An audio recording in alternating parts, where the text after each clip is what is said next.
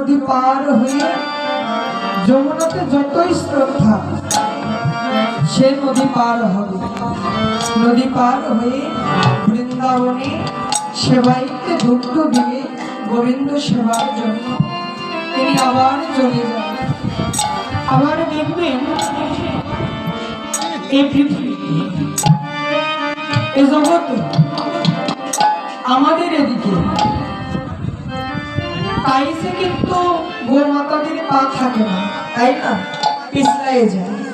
কিন্তু বৃন্দাবনে গোবিন্দ মন্দিরে প্রত্যেক দিনে একটি গোমাতা সেই 20-25টা সিঁড়ি পার হয়ে যাই মন্দিরে প্রবেশ করে।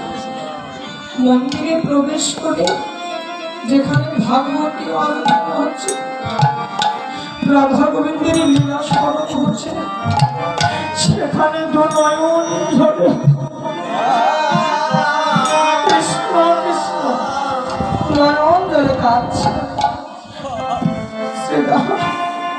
তোরাই বল রে, তারা কি পশু হতে পারে?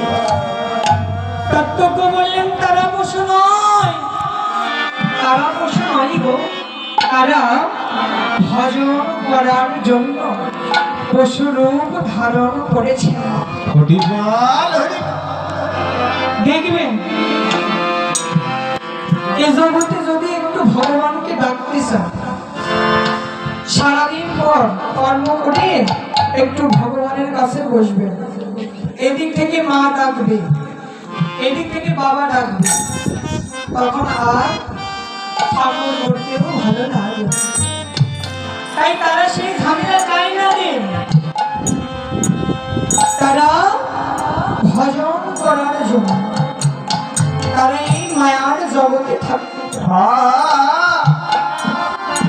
তারা ভজন করার জন্য পশুরূপ ধারণ করে বৃন্দাবনে ব্রজবাস করছে। নিরন্তর ভক্ত সঙ্গ ভগবানের সঙ্গ করছে। তোরাই বল, তারা কি কোনোদিন পশু হতে পারে? তাই তোর চরণে আমার নিবেদন, যা বলেছিস একবার আর কোনোদিন যেন তুই ওদের পশু বলিস না ভাই। তখন শ্রীরাম বলতে লাগলেন, হে দে কানাইয়া ভাই,